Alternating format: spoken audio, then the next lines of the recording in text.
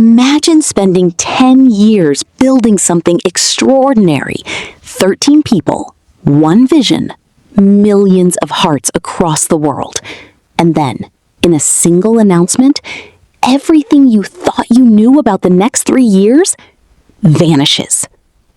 This is not a rumor. This is not a theory. This is happening.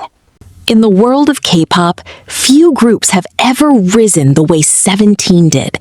From a group once dubbed too big to manage, 13 members, 3 performance units, a self-producing identity that set them apart from day one, they didn't just survive the industry, they reshaped it. By the mid-2020s, 17 had become one of the most powerful forces in music on the planet. World tours selling out in minutes, album after album breaking records. A fan base, CARATs, so fiercely loyal that they transcended every cultural and language barrier the music industry threw in their way. And yet, despite all of that, despite the sold-out stadiums, the chart-topping records, the decade of sacrifice, 17 has always known that one moment was coming. A moment no amount of fame, talent, or ambition could delay. Mandatory military service. South Korea requires all able-bodied men to serve between 18 and 21 months in the military. No exceptions. No exemptions for fame. Every single member of 17, all 13 of them, must serve. And now, for the first time, the world knows exactly how it's going to happen. The enlistment roadmap has been revealed. The countdown has begun. And for millions of CARATs around the world, this announcement didn't just raise questions. It broke hearts. But here's what no one is asking loudly enough yet. Because what happens next could determine whether 17 returns stronger than ever or faces the biggest challenge of their career. Chapter 1. The announcement that changed everything. When HYBE and PLEDIS Entertainment officially confirmed 17's military enlistment schedule, the K-pop internet didn't just react, it erupted. Within hours, the hashtags were everywhere. CARATs flooded every social platform with support messages, tearful videos, and countdown clocks. Some fans celebrated the transparency. Finally, a group giving their audience honesty instead of silence. Others felt the weight of what that honesty actually meant. Because here's the reality. Military enlistment in South Korea isn't like taking a break or going on hiatus. It's a complete and total withdrawal from public life. No music, no performances, no fan meetings, no social media updates. Just service, discipline, and silence. For a group that has built its identity on constant connection with its fans, groups whose concert atmosphere has been described as a two-way relationship rather than a one-way performance, that silence is deafening. And with a full group reunion not expected until approximately 2028, CARATs are now staring down the longest stretch of uncertainty in 17's entire history. But before we understand what this means for the future, we need to understand exactly why this particular moment, this specific phase of 17's career, makes the timing of this announcement so much heavier than it might seem on the surface. Because there's something most people aren't talking about. Something about where 17 stands right now that makes this transition unlike anything the K-pop industry has seen before. And we'll get to that in just a moment. Chapter 2. Why this moment feels different. To understand why this announcement hit so hard, you have to understand where 17 is right now. Not a year ago, not 5 years ago. Right now. 17 is not a group winding down. They are not a group coasting on nostalgia. They are, by nearly every measurable standard, operating at the absolute peak of their powers. Their recent world tours have broken venue records across Asia, North America, and Europe. Their streaming numbers continue to grow rather than plateau. Their brand endorsements, their cultural influence, their critical reception, all of it has been trending upward year after year with almost no signs of slowing down. In an industry where most groups peak early and then slowly fade, 17 has done the opposite. They have gotten bigger, more ambitious, and more globally relevant with time. And that's exactly what makes this moment so painful. They are not stepping away at the end of a chapter. They are stepping away mid-sentence, mid-rise, at the exact moment when everything they worked for over a decade is finally fully paying off. There's a reason fans use the word peak so carefully in K-pop, because the industry is ruthless. Trends shift, new groups emerge. The cultural moment that made you relevant can dissolve in 18 months, and that's in normal circumstances. 17 will be away for the better part of 3 years. The question isn't just whether they can come back. The question is whether the industry, the world, will look anything like the one they left behind. And if you think that fear is unfounded, just wait until we talk about what happened to the biggest group in K-pop history when they went through the exact same thing. Because BTS's military journey holds lessons that every CARAT needs to hear right now. And some of those lessons are not comforting. Chapter 3: The BTS Comparison. When BTS announced their individual military enlistments, the entire K-pop world held its breath. This was BTS, the group that had broken every ceiling the industry had ever built. Grammy nominations, UN speeches, stadium tours on 6 continents. A cultural phenomenon so large, it had stopped being a K-pop story and become a global music story. And even they, with all of that momentum, all of that cultural capital, faced real challenges during their enlistment period. HYBE stock took visible hits. Brand partnership conversations became more complicated.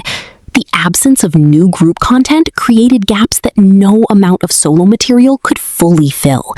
And while each individual member released music that performed well, none of it carried quite the same cultural electricity as 17 together, BTS together. Because that's the thing about a group. The magic isn't just in the individual talent, it's in the chemistry, the dynamic, the way 13 people, or 7, become something larger than the sum of their parts when they're in the same room, on the same stage, sharing the same moment. That's not something you can manufacture with solo releases and behind-the-scenes content.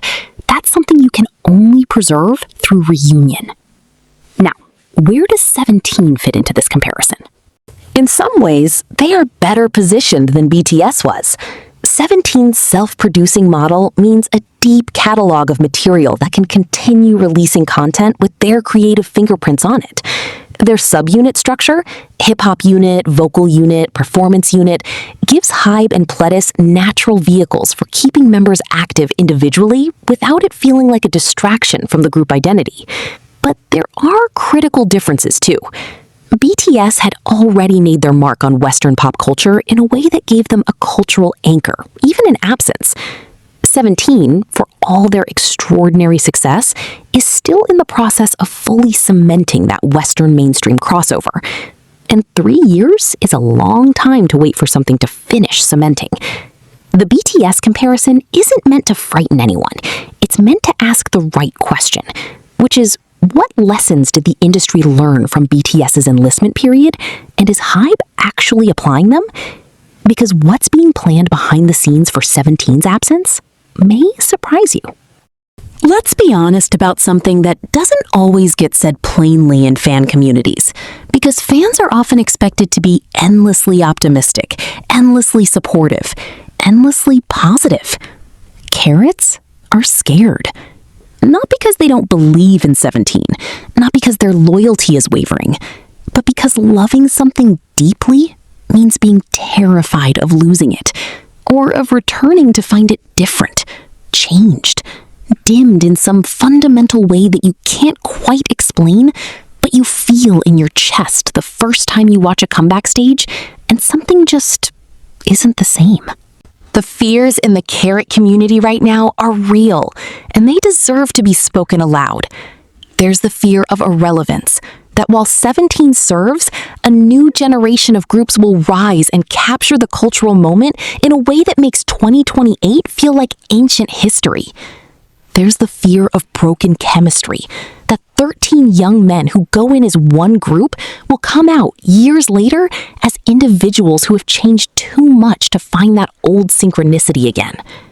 There's the fear of the industry itself, that HYBE, under the pressure of maintaining profitability, will handle the enlistment period in ways that feel more commercial than personal, that the content and solo activities will feel manufactured rather than genuine. And then there's the fear that no one wants to say out loud. The fear that some members, after years of serving, after time to reflect, after space away from the industry, might decide that the path they want going forward looks different from the one they were on. That fear is not irrational. It has happened before, in other groups, after other hiatuses. But here is what the narrative almost always misses when it talks about these fears. Every single one of those fears assumes that 17 is passive in the story, that they are passengers in a transition being done to them, rather than architects of a transition they are choosing to navigate with intention. And if there's one thing 13 years of watching this group has taught their fans, it's that 17 has never been passive about anything. Which brings us to what might actually be the most important part of this entire story. What is the plan? What does the road between now and 2028 actually look like? Because there's more happening behind the scenes than most fans realize. Here is the thing about 17's enlistment period that the most anxious reactions tend to overlook. It is not a black hole. It is not 3 years of nothing. It is 3 years of groundwork. HYBE and PLEDIS have watched the BTS military era closely.